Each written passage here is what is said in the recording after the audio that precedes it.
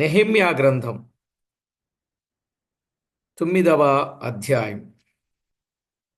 నెహెమ్యా గ్రంథం 9వ అధ్యాయం మొదటి నుండి 4 వచనాలు చదువుకుందాం. నెహెమ్యా గ్రంథం 9వ అధ్యాయం మొదటి నుండి 4 వచనాలు.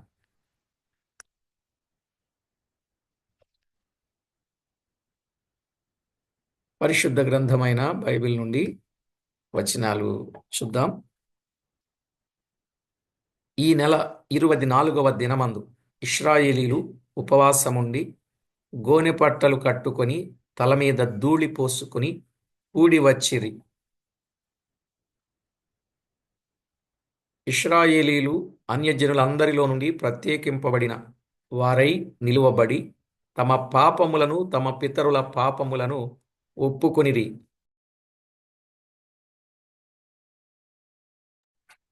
మరియు వారు ఒక జాముసేపు తామున్న చోటనే నిలవబడి తమ దేవుడైన యెహోవా ధర్మశాస్త్ర గ్రంథమును చదువుచూ వచ్చిరి. ఒక జాముసేపు తమ పాపములను ఒప్పుకొనుచు దేవుడైన యెహోవాకు నమస్కారము చేయుచూ వచ్చిరి. లేవీయులలో యేషువ, బాని, కద్మియేలు, షెబన్యా, బున్ని, షేరేబ్యా, బాని, కెనాని అనువారు మెట్ల మీద నిలువబడి ఎలుగెత్తి తమ దేవుడైన యెహోవాకు మొర్రపెట్టిరి.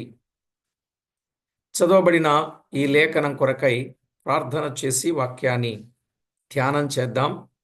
ప్రతి ఒక్కరు కూడా ప్రార్థనలో ఏకీభవించండి.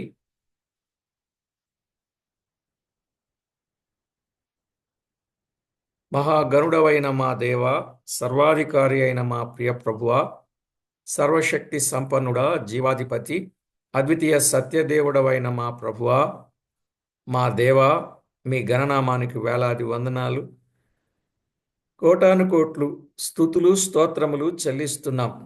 మా ప్రభువా, మీ దివ్య లేఖనములో నుండి మీరు మాతో మాట్లాడే ప్రతి సంగతి కొరకై, సందర్భము కొరకై స్తోత్రములు.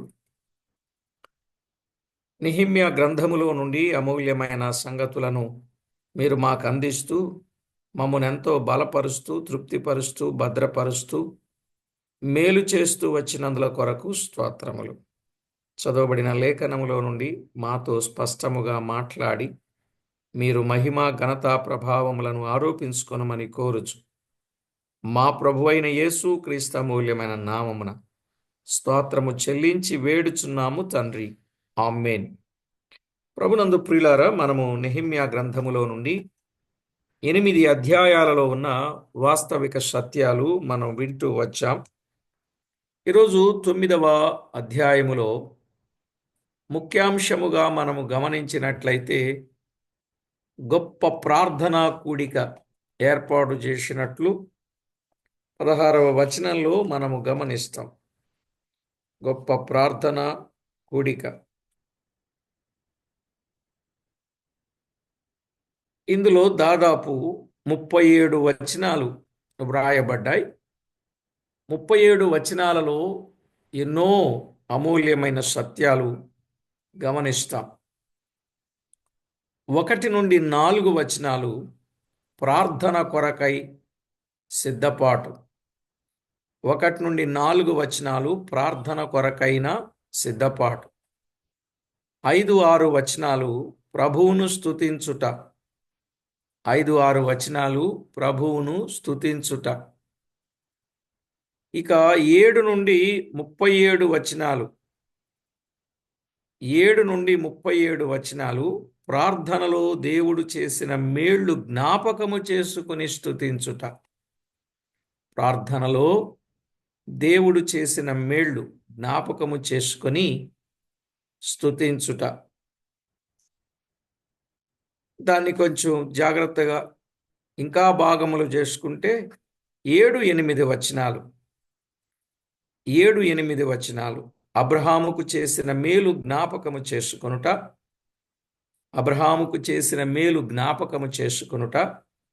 9 నుండి 15 వచనాల్లో 9 నుండి 15 వచనాల్లో అరణ్యములో ఇశ్రాయేలీయులకు చేసిన ఉపకారములు.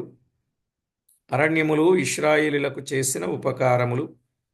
ఇక 16 నుండి 21 వచనం, 16 నుండి 21 వచనంలో, వారు తిరుగుబాటు చేసినను కృప చూపి క్షమించి సహించి వారికి మేలు చేయుట.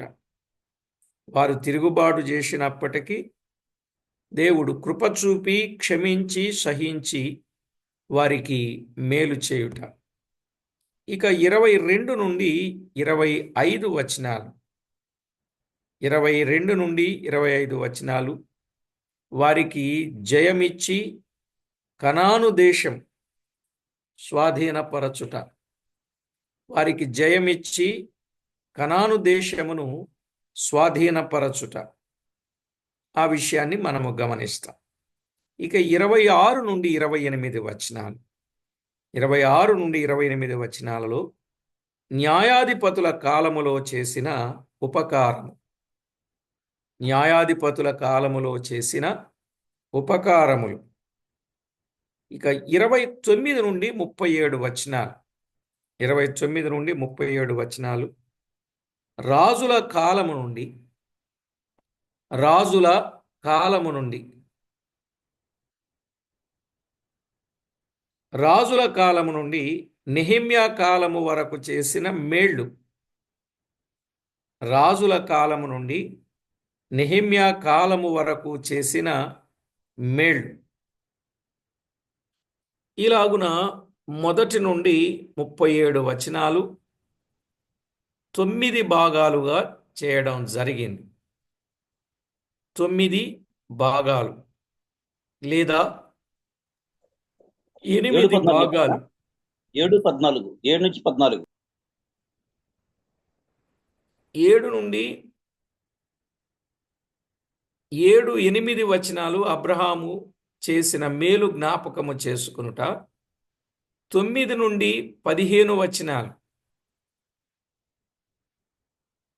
9 నుండి 15 అరణ్యములు ఇశ్రాయేలుకు చేసిన ఉపకారములు. అర్థమైందండి? రైట్. ఇందులో మన ప్రభువైన క్రీస్తు, కృపచూపువాడైన క్రీస్తు ఈ అధ్యాయములో చాలా స్పష్టంగా కనబడతాడు. కృపచూపువాడైన క్రీస్తు. ఈ అధ్యాయములో నిజంగా చాలా చక్కని విషయాలు మన గమనానికి వస్తాయి. ఈ అధ్యాయములో కొన్ని ధ్యానాలు మనము చేసుకుంటే,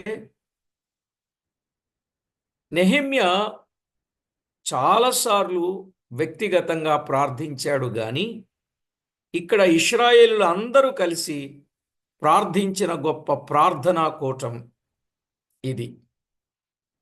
నెహెమ్యా చాలాసార్లు వ్యక్తిగతంగా ప్రార్థన చేశాడు, కానీ ఇక్కడ ఇశ్రాయేలులు అందరూ కలిసి ప్రార్థించిన గొప్ప ప్రార్థన కూటం. అలాగే ఎజ్రా గ్రంథం 9, దానియేలు గ్రంథం 9 అధ్యాయాలలో ఉన్నట్లు గమనించారా? నెహెమ్యా గ్రంథం 9వ అధ్యాయం, ఎజ్రా గ్రంథం 9వ అధ్యాయం, దానియేలు గ్రంథం 9వ అధ్యాయం. అక్కడ 9, ఇక్కడ 9, అక్కడ 9. ఈ 9వ అధ్యాయాలలో ఉన్నట్లు వారు ఉపవాస ప్రార్థనలో పాపములు ఒప్పుకొనుట మనము చూడొచ్చు. ఉపవాస ప్రార్థనతో పాపములు ఒప్పుకొనుట కలదు. ఈ 3 అధ్యాయాలు కలిపి ధ్యానించుట ప్రయోజనకరము. ఈ 3 అధ్యాయాలు కలిసి ధ్యానం చేయడం.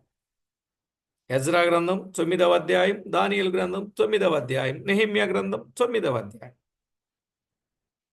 ఈ అధ్యాయాలలో మనము కలిపి ధ్యానం చేస్తే మంచిది. అందరూ కూడి ప్రార్థించుట ఇశ్రాయేలీలకున్న అభ్యాసమే. వారు వ్యక్తిగతంగా ప్రార్థన చేసుకునేవాళ్ళు, అందరూ కలిసి కూడా ప్రార్థన చేసుకునేవారు. న్యాయాధిపతుల గ్రంథం 20వ అధ్యాయం, మొదటి వచనం, అలాగే 23 నుండి 28 వచనాలు. సమూయేలు మొదటి గ్రంథం 7వ అధ్యాయం 5, 6 వచనాలు. సమూయేలు మొదటి గ్రంథం 7వ అధ్యాయం 5, 6 వచనాలు. అలాగూ అపోస్తలుల కాలములో కూడా అందరూ ప్రార్థించిరి, అందరూ ప్రార్థన చేశారు. 4వ అధ్యాయం 24 నుండి 31, 4వ అధ్యాయం 24 నుండి 31, అలాగే 12వ అధ్యాయం 5 నుండి 12 వచనాలు. ఎప్పుడైతే వారాలాగు కూడి అందరూ కలిసి ప్రార్థన చేశారో అప్పుడు దేవుడు వారికి గొప్ప విజయమును దయచేశాడు. మీరు గమనించారా? వారందరూ కలిసి ప్రార్థన చేసినప్పుడు దేవుడు వారికి గొప్ప విజయాన్ని ఇచ్చాడు. ఇక్కడ ప్రార్థన కొరకైన సిద్ధపాటు చాలా అద్భుత రీతిగా మనము గమనించవచ్చు. ప్రార్థన కొరకైన సిద్ధపాటు చాలా అద్భుతమైన రీతిగా మనము గమనిస్తాం. నిజమే. 6వ నెల 25వ తేదీ ప్రాకారము కట్టుట సమాప్తమైంది కదా. 6వ అధ్యాయం 15వ వచనములో ప్రాకారపు పని ఎప్పుడు కంప్లీట్ అయింది? ఈ ప్రకారం ఏలాలు మాసము 25వ దినమందు అనగా 52 దినములకు ప్రాకారమును కట్టుట సమాప్తమాయను అన్నాడు. 52 దినాలలో ప్రాకారము కట్టుట సమాప్తమాయను. ప్రాకారము కట్టుట అన్నాడా, మందిరము కట్టుట అన్నాడా? ప్రాకారమే. మేము మందిరం 52 రోజుల్లో కట్టామని చెప్పే వాళ్ళు ఉన్నారు ఇప్పుడు. సరేలేండి, మనం అటు పోవద్దు. వెంటనే నెహెమ్యా పనివారిని కూడా నియమించాడు. ప్రాకారము కట్టడం, పనివారిని నియమించడం మనము చూస్తాం. 7వ అధ్యాయములో 1 నుండి 3 వచనాలు. పనివారిని కూడా నియమించాడు. ఆ తర్వాత 7వ నెల మొదటి దినము, 7వ నెల మొదటి దినము ఇశ్రాయేలీలు అందరినీ కూర్చి ధర్మశాస్త్ర గ్రంథము చదివి చెప్పగా అందరూ ఏడ్చిరి అని వ్రాయబడింది. అందరూ ఏడ్చారు, అందరూ ఏడ్చారు. ఆ మాటలు మనము 8వ అధ్యాయం 1 నుండి 9 వచనాలు. 8వ అధ్యాయం 1 నుండి 9 వచనాలు. 7వ నెల మొదటి దినము ఇశ్రాయేలీయులు అందరినీ కూర్చి ధర్మశాస్త్ర గ్రంథము చదివి చెప్పగా అందరూ ఏడ్చిరి. 2వ దినం పెద్దలందరూ కూడి దేవుని గ్రంథములో ఉన్నట్లు పర్ణశాలల పండుగ చేయ నిర్ణయించుకొనిరి. అద్భుతముగా పర్ణశాల పండుగ చేసిరి అని 13 నుండి 17 వచనాలలో మనము చూస్తాం. 13 నుండి 17 వచనాలలో 8వ అధ్యాయంలోని వారు పర్ణశాలల పండుగ చేశారు. ఇక 7వ నెల 15 నుండి 23వ దినము వరకు, ఎప్పటి నుండి? 7వ నెల 15 నుండి 23వ దినము వరకు 8 దినములు. 8 దినములు ఎజ్రా ధర్మశాస్త్ర గ్రంథమును చదివి వినిపించుచు వచ్చాడు. 18వ వచనంలో ఏం చెప్పాడు ఆయన? 8వ అధ్యాయం 18వ వచనం. మొదటి దినం మొదలుకొని కడదినము వరకు అనుదినము ఎజ్రా దేవుని ధర్మశాస్త్ర గ్రంథమును చదివి వినిపించుచు వచ్చాను. వారు ఈ ఉత్సవమును 7 దినముల వరకు ఆచరించిన తరువాత విధి చొప్పున 8వ దినమున వారు పరిశుద్ధ సంఘముగా కూడుకొనిరి అని మనం చూస్తున్నాం. కాబట్టి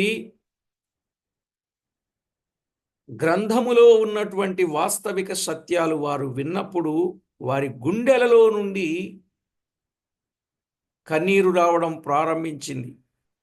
ఎప్పుడైనా ఒక వ్యక్తి హృదయములో నుండి కన్నీరు అనేది దేవుని వాక్యము చేత దేవుడే దర్శించినప్పుడు వారు కూడా దేవునికి మనసు ఇవ్వాలి. అలా ఇచ్చినప్పుడు దేవుడు ప్రతివారికి వాక్యము ద్వారా నెమ్మదిని కలుగ చేసేవాడుగా ఉన్నాడు. ప్రజలు ధర్మశాస్త్ర గ్రంథపు మాటలు తమ జీవితాలకు సరిపోతున్నాయని చూసుకుని వారు సరిచేసుకున్నారు. ఇక 7వ నెల 20వ దినం 7వ నెల 20వ దినం ఇశ్రాయేలీలు ఉపవాసం ఉండి గోనె పట్టలు కట్టుకొని తలల మీద ధూళి పోసుకొని కూడి వచ్చిరి అన్నాడు కదా. 9వ అధ్యాయం 1వ వచనం. ఈ నెల 24వ దినమందు ఇశ్రాయేలు ఉపవాసం ఉండి గోనె పట్టలు కట్టుకొని తల మీద ధూళి పోసుకొని కూడి వచ్చిరి. ఇదెంత శ్రేష్టమైన అనుభవము చూడండి. దేవాది దేవుడు వారికి తోడై ఉన్నాడు. నెహెమ్యా ఆధ్వర్యంలో వారు ఈయన ఏం చెబితే అది వినేటట్టుగా ప్రజలు చక్కగా ఉన్నారు. ఇశ్రాయేలులు ఉపవాసం ఉండి గోనె పట్టలు కట్టుకొని తల మీద ధూళి పోసుకొని కూడి వచ్చారు. 9వ అధ్యాయం 1-2 వచనాలు. ఇశ్రాయేలీలు అప్పుడప్పుడు ఉపవాసము ఉండేది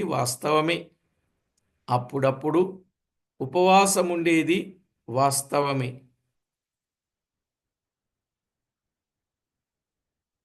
ఎజ్రా గ్రంథం 8వ అధ్యాయం 21-22 వచనాల్లో మనము చదివితే భక్తి కలిగి ఉపవాసం ఉంటే ప్రయోజనం కానీ మార్పు లేకుండా ఉండడం మూలాన ప్రయోజనం ఏమున్నది? ఇది మనం ఆలోచించాల్సిన విషయం. జకర్యా గ్రంథం 7వ అధ్యాయం 1-7 వచనాలు. అప్పుడు దేవుని సన్నిధిని మేము దుఃఖపరుచుకుని మాకును మా చిన్నవారికి మా ఆస్తికిని శుభప్రయాణము కలుగునట్లుగా ఆయనను వేడుకొనుటకు అహవా నది దగ్గర ఉపవాసం ఉండుడని ప్రకటించి తిని అన్నాడు. చూశారా? దావీదు మనుషులు గాని ఉపవాసం ఉండేవారు. దేవుని సన్నిధిలో దేవునికి మహిమకరంగా వారు జీవించడానికై వారు సిద్ధపడేవారు. కాబట్టి ప్రతి ఒక్కరూ కూడా దైవ లేఖనములో వ్రాయబడిన వాస్తవిక సత్యాలు మనం ఎప్పుడూ చదువుతూ ఉండి వినిపిస్తూ ఉంటే ఎంతో మందికి మేలు. నిజంగా జకర్యా గ్రంథం 7వ అధ్యాయం 1-7 వచనాలు అసలైన ఉపవాసం కోసం యెషయా గ్రంథం 58:5-11 వచనాలు. యెషయా గ్రంథం 58:5-11 వచనాలలో చూడగలం. వీరు రెండవదిగా గోనెపట్ట కట్టుకొనిరి. వారు గోనెపట్ట కట్టుకున్నారు. ఈ గోనెపట్ట దేనికి సాదృశ్యం? ఈ గోనెపట్ట అనేది ప్రియులారా మనం జ్ఞాపకం చేసుకోవచ్చు. ఇది దీనత్వాన్ని చూపుచూ ఉంది. గోనెపట్ట దీనత్వాన్ని చూపుచూ ఉంది. నిజమే. దీనుల ప్రార్థన ఆయన అంగీకరిస్తాడు. అవును కదండి. దీనుల ప్రార్థన ఆయన అంగీకరిస్తాడు. కీర్తన 34:6లో, కీర్తన 34:6లో, కీర్తన 51:17లో, కీర్తన 51:17లో, యెషయా 57:15. ఈ దీనుడు మొర్రపెట్టగా యెహోవా ఆలకించెను, అతని శ్రమలన్నింటిలో నుండి అతని రక్షించెను. ఎంత చక్కని మాట. This poor man cried and the lord heard him and saved him out of all his troubles. ఎప్పుడైతే దీనుడుగా ఉండి దేవునికి మొరపెడతారో ఆయన ఆలకిస్తాడు. ఆ వ్యక్తి యొక్క శ్రమలన్నింటిలో నుండి అతన్ని ఆయన రక్షిస్తాడు. గనుక మనం ఎప్పుడు కూడా దీనులంగా ఉండాలి, తగ్గించుకొని ఉండాలి, లోబడిన వారంగా ఉండాలి. దేవుని వాక్యములో వ్రాయబడిన మాట, రెండవ దినం పెద్దలందరూ కూడి ఏం చేస్తున్నారు? దేవుని గ్రంథములో ఉన్నట్లు పర్ణశాల పండుగ చేయ నిర్ణయించుకొనిరి. వీరేం చేస్తున్నారో చూడండి. దీనుల ప్రార్థన దేవుడు అంగీకరిస్తాడు. నిజమే. 34:6 చూచాం. అలాగే 51 కీర్తన 17 చూడండి. కీర్తన 51:17.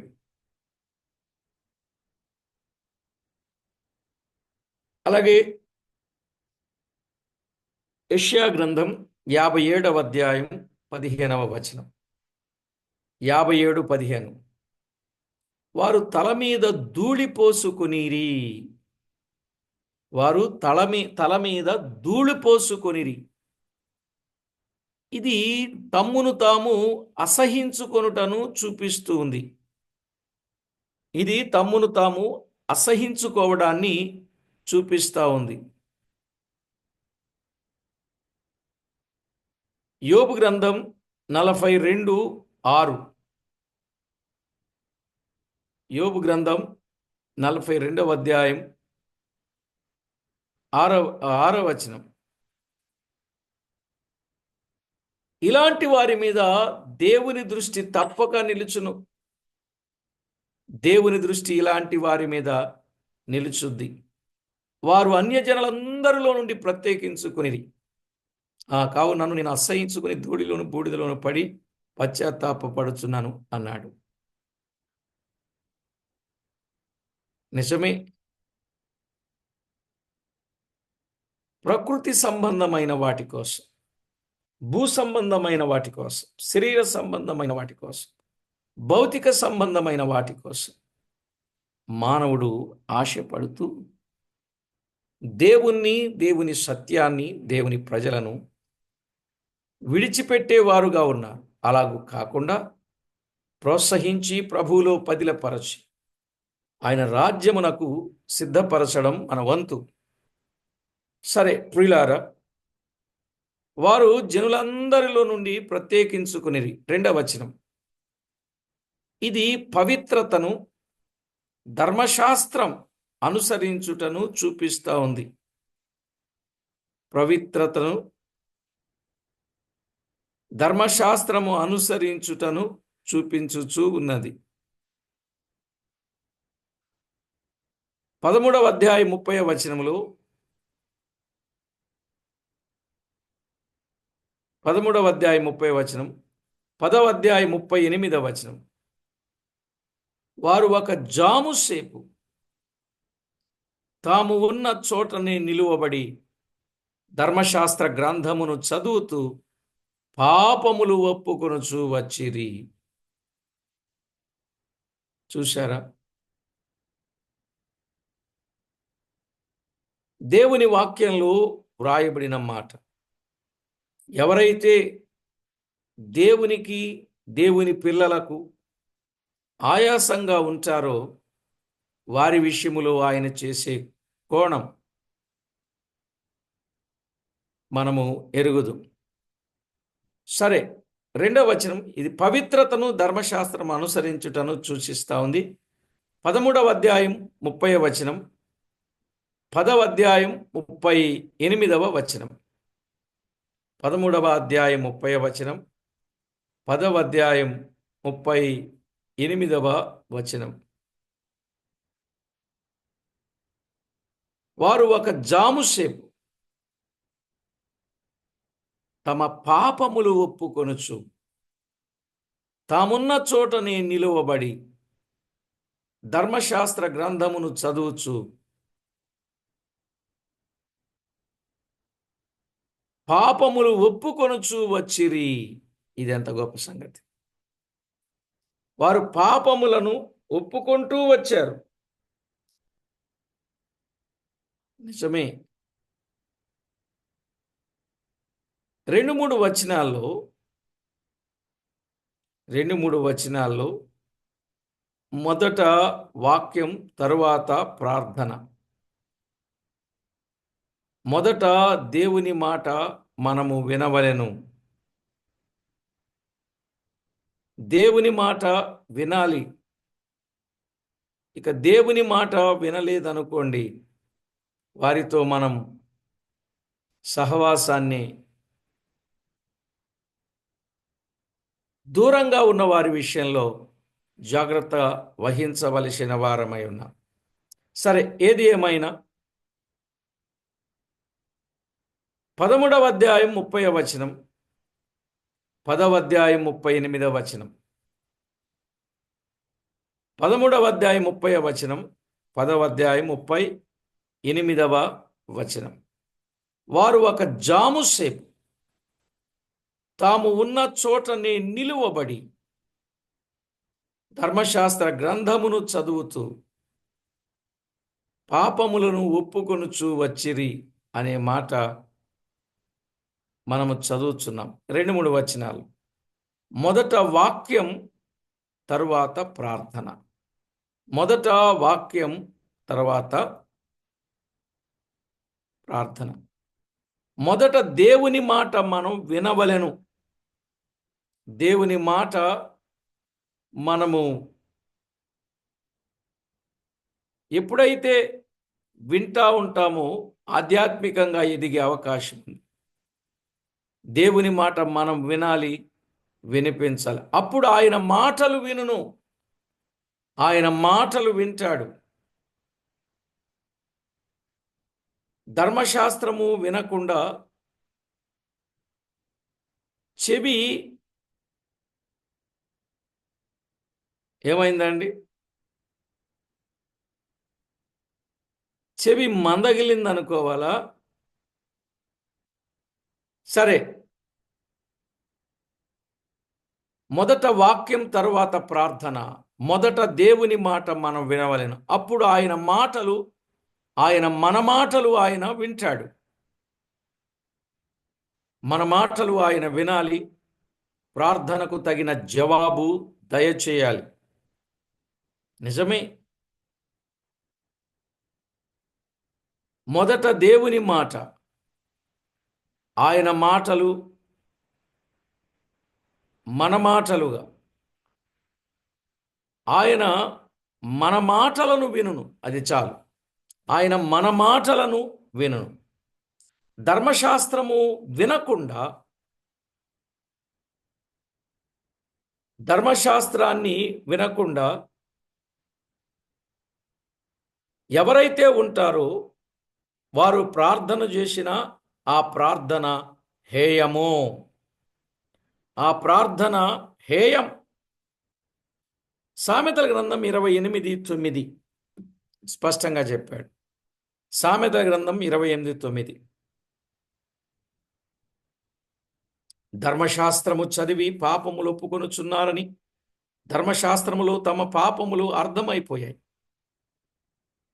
కనుక మనము జాగ్రత్త పడాలి. ధర్మశాస్త్రం వినబడకుండా చెవిని తొలగించుకుని వాని ప్రార్థన హేయము. ధర్మశాస్త్రము వినబడకుండా చెవిని తొలగించుకుని వాని ప్రార్థన హేయం. అని చెప్తా ఉన్నాడు. సరే ప్రియులారా, ముందుకు మనము సాగినప్పుడు ఈ విషయాలు గమనిస్తూ వస్తున్నాం. సామెత గ్రంథములు 28:9 మనము చదువుకున్నట్టు, ధర్మశాస్త్రము చదివి పాపములు ఒప్పుకొనుచున్నారనగా ధర్మ అయ్యాయి, తమ పాపాలు అర్థమయ్యాయి. కీర్తన 90వ కీర్తన 8వ చరణం.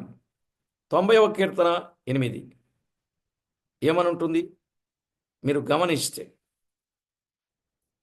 పాపములు ఒప్పుకుంటే ఆయన క్షమించుటకు సిద్ధంగా ఉన్నాడండి.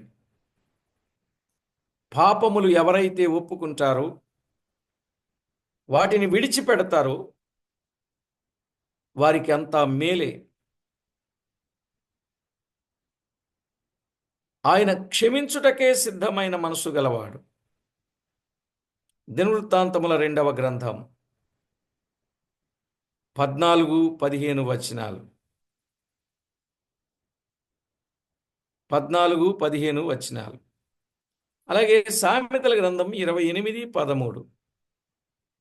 28-13. యోహాను రాసిన మొదటి పత్రిక 1 నుండి 9 వచనాలు. యోహాను రాసిన మొదటి పత్రిక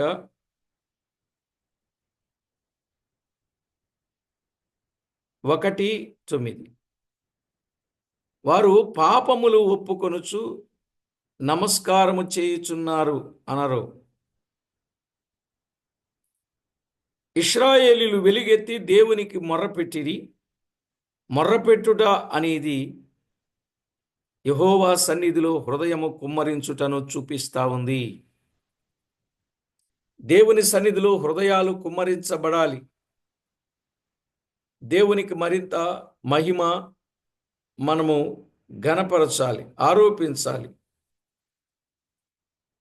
కాబట్టి ప్రభునందు ప్రియులారా, ఏ లోపమున్నా ఒప్పుకొని దిద్దుకొని సరి చేసుకొని ప్రభువుకి ఎంతో మహిమకరంగా జీవించడం ఎంతైనా మంచిది.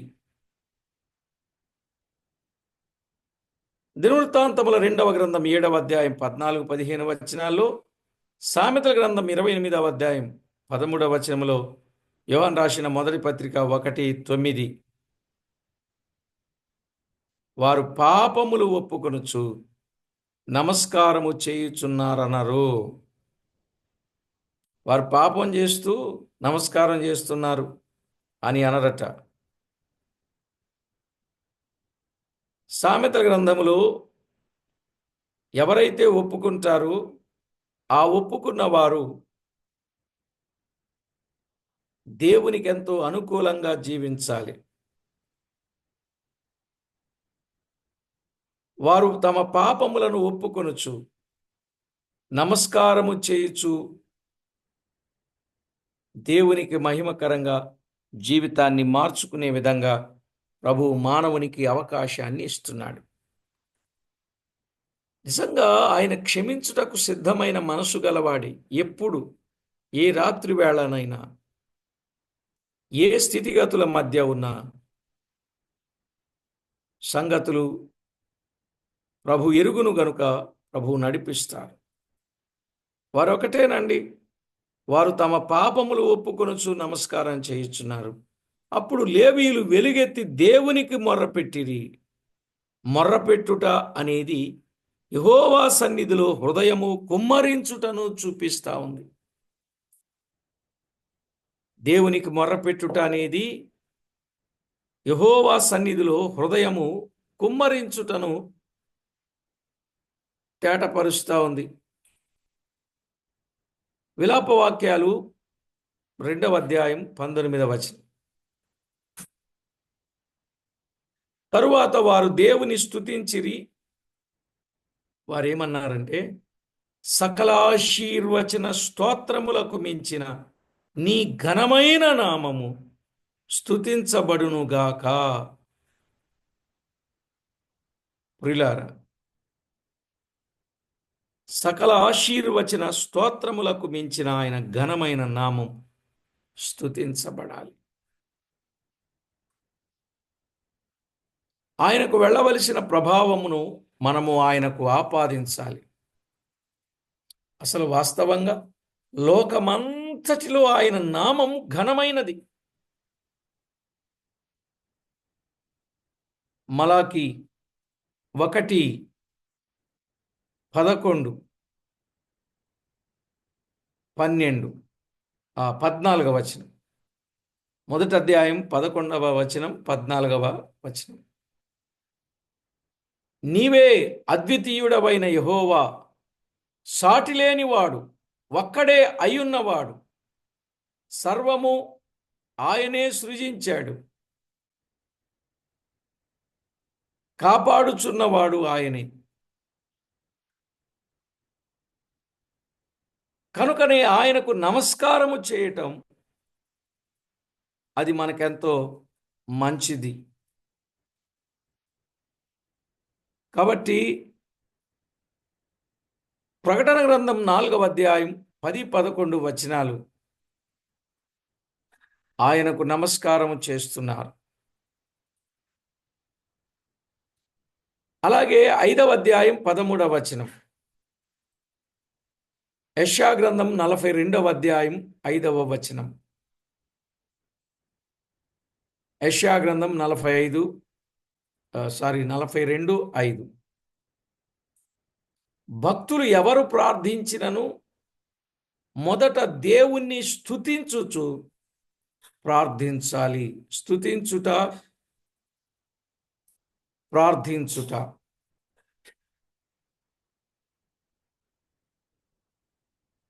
యెషయా గ్రంథం 42వ అధ్యాయం 5వ వచనములో భక్తులు ఎవరైనా ప్రార్థించినాను మొదట దేవుని స్తుతించి ప్రార్థించినట్లు మనము చూడగలం. ఇర్మీయా గ్రంథం 32వ అధ్యాయం 16-19.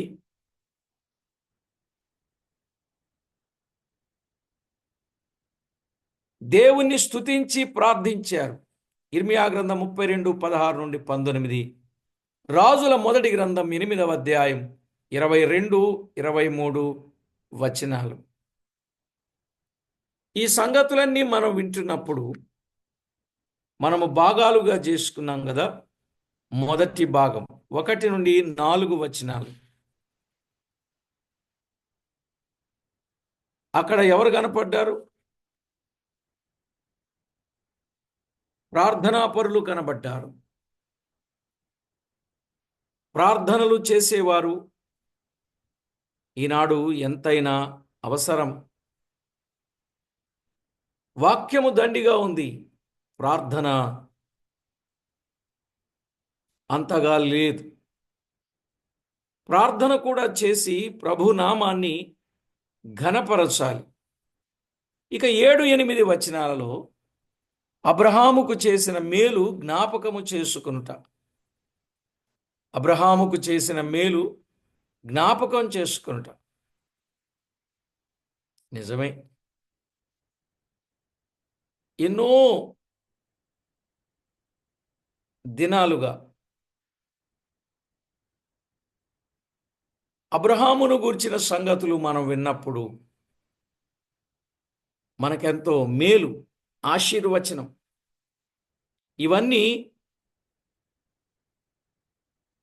మనము పొందుకున్న వారం. పొందుకోవాలి అని అనుకునే వారికి ఇది ఒక మంచి తరుణం. దేవుడు ఏదైతే వాగ్దానం చేశాడో ఆ వాగ్దానాన్ని మనము పొందుకొని ప్రభునందు సంతోషించుచు ఆనందించుచు మన ముందు ఉంచబడిన పందెములో ఓపికతో పరిగెత్తాలి. అది ఈ శ్రేష్టమైన అనుభవానికి మనం ఎప్పుడైతే వస్తామో దేవునికి మహిమ తెచ్చిన వారం అవుతాం. కాబట్టి ప్రభునందు ప్రియులారా, వాస్తవిక సత్యాన్ని మనము గుర్తు చేసుకొని ప్రభువును మహిమపరుచుదాం.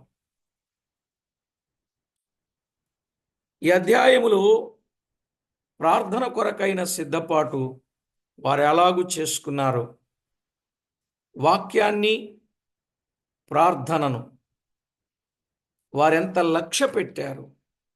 ఈనాడు మనం కూడా లక్షల మీద కాదు మన లక్ష్యం, దేవుని వాక్యం మీద మన లక్ష్యం అయి ఉండాలి. ఆ పనిలో ఉన్నారు, ఆ పనిలో ఉన్నారులేండి. ప్రభు పేరు చెప్పుకొని ఆ పనిలో ఉండేవాళ్ళు ఆ పనిలోనే ఉన్నారు. కానీ మనం ఆ పనిలో ఉండకూడదు. మనం ఏ పనిలో ఉండాలి? ప్రభువుకు నమస్కారం చేయడం, ప్రభువుకు మొర్రపెట్టడం, మన ప్రార్థనలకు జవాబు ప్రభు దగ్గర నుండి పొందుకోవడం, ప్రభు చేసిన మేలును బట్టి నమ్మకంగా కృతజ్ఞత కలిగి జీవించడం. ఇది చాలా ప్రాముఖ్యమైన విషయం.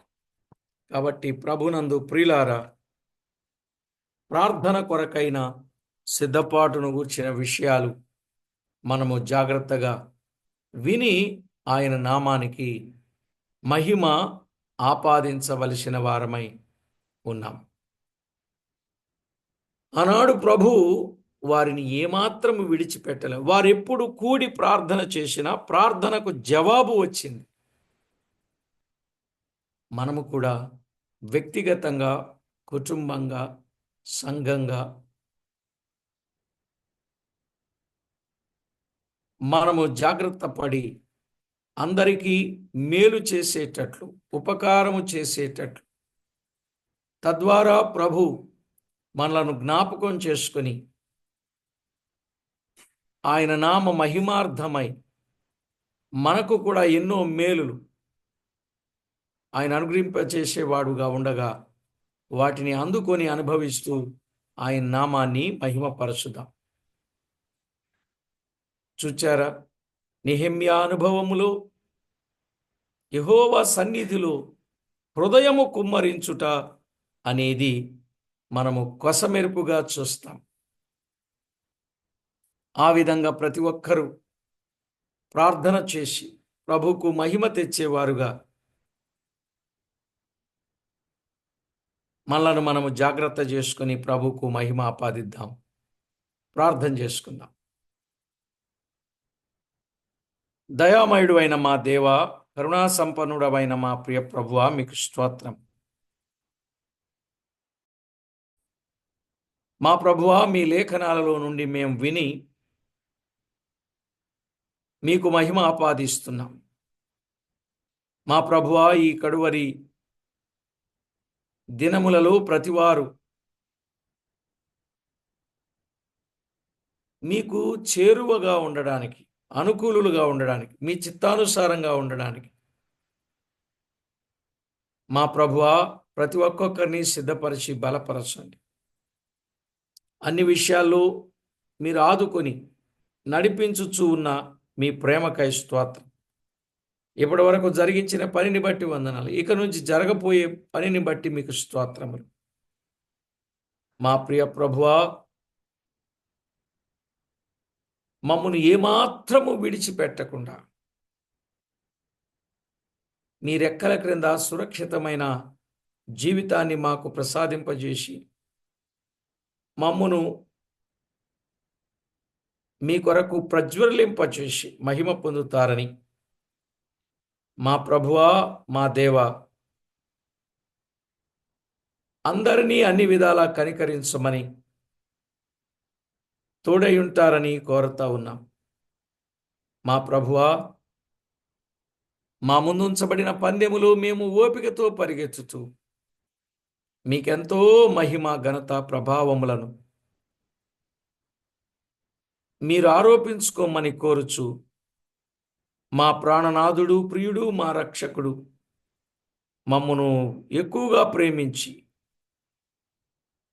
వాక్యము చేత నిండారులుగా నింపి కాపాడే మా ప్రభు అయిన యేసుక్రీస్తు అమూల్యమైన నామమున స్తోత్రము చెల్లించి స్తుతించి ప్రార్థించి వినయులమై వేడుచూ ఉన్నాం మా పరమ తండ్రి. ఆమేన్. ప్రభునందు ప్రియులారా,